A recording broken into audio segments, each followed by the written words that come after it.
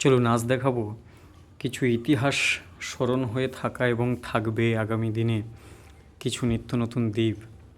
এটা হলো সাগর। আমি এখন সাগরের মাঝখানে। কেবল এই প্রকৃতি, সুন্দরবন এইসব নিয়েই ভালোবাসি বলেই এমন ভিডিও করে থাকি। কেবল এই মুঠোফোন ক্যামেরা বন্দি করে নয়, আমি চাই এটা চারিদিকেই ছড়িয়ে পড়ুক সমুদ্রের জলের মতন জলোচ্ছ্বাস। একটা সোশ্যাল মিডিয়ায়ও এমন একটা জলোচ্ছ্বাস আমি দেখতে পাই।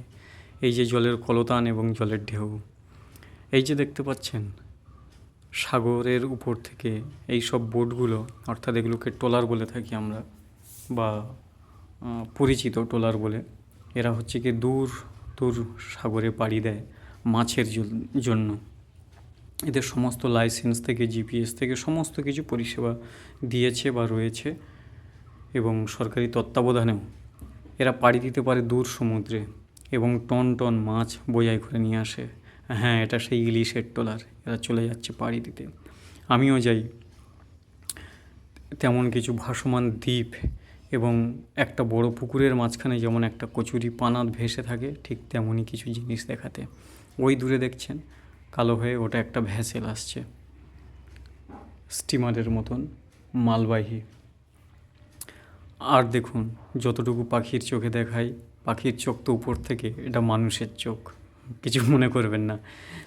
এই যে থাম্বেলগুলো পোতা হয়েছে চর ধরে এবং মাটি পরীক্ষা করে, এটা হলো সেই সাগরের ব্রিজ হওয়ার যে পরিকল্পনা এবং যে প্ল্যান সমস্ত কিছু পাস হয়ে গেছে।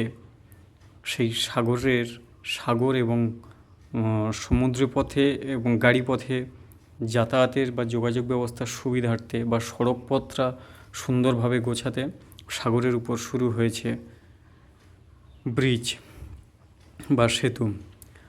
এবার দেখুন, ওই যে দূরে যেগুলো দেখতে পাচ্ছেন এগুলো হলো চর।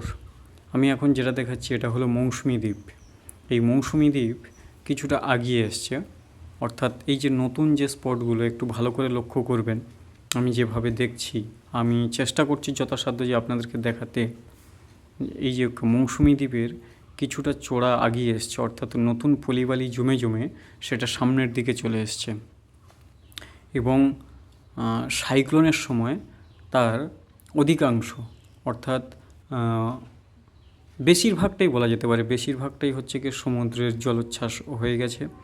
সেখানে একটা টাইম মৌসুমী দ্বীপে হোটেল থেকে রেস্তোরাঁ থেকে মানুষের জনবসতি সমস্ত কিছু ছিল, কিন্তু এখন সরকারি নির্দেশ অনুযায়ী এই সমস্ত আইল্যান্ডগুলোতে, আমি দূর থেকে জুম করে করে দেখাচ্ছি, এই সমস্ত আইল্যান্ডগুলোতে এখন বসতি রাখা যাবে না, বা তাদের যে জীবন হাতের মুঠোয় নিয়ে যে জীবন সংগ্রাম, সেটা আর বেশি দিন নয়। এইবার যেটা দেখাচ্ছি এটা বুঝতে পারছেন, এটা সবাইয়ের পরিচিত, না সবাইয়ের বলা ভুল হবে, বেশ কিছু মানুষের পরিচিত যারা সমাজসেবা বা সোশ্যাল ওয়ার্ক করে থাকে।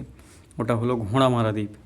এই ঘোড়ামারা দ্বীপের ইতিহাস বলি, আমফান, ইয়াস, যশ এই সমস্ত যখন সাইক্লোনগুলো হয়, এই ঘোড়ামারা দ্বীপের ভয়ঙ্কর অবস্থা ছিল। ওখানেও ছিল প্রাইমারি স্কুল, হাই স্কুল এবং কয়েক লক্ষ জনবসতি, এবং পানের বরজ, ধানের ক্ষেত সমস্ত কিছু ছিল। তা সেখানে পরিষেবা তো কিছুই নেই, এবং এই যে বোটটা দেখাচ্ছি, এই বোটটা আপাতকালীন এবং জরুরি অ্যাম্বুলেন্সের মতন পরিষেবা দিয়ে থাকে। আর এই ঘোড়ামারা দ্বীপে বর্তমান যা পরিস্থিতি, আর হাতে গোনা কয়েকটা গ্রাম রয়েছে, আর বেশি কিছু নেই, এবং সরকারি নির্দেশ অনুযায়ী ওই দ্বীপ ছেড়ে দিতে হবে। ওর পিছনে রয়েছে নয়াচর বলে, নয়াচর দ্বীপ। হয়তো এইসব দ্বীপ বা আইল্যান্ডগুলো অনেকে জানে না, তাও আমি বলে থাকি।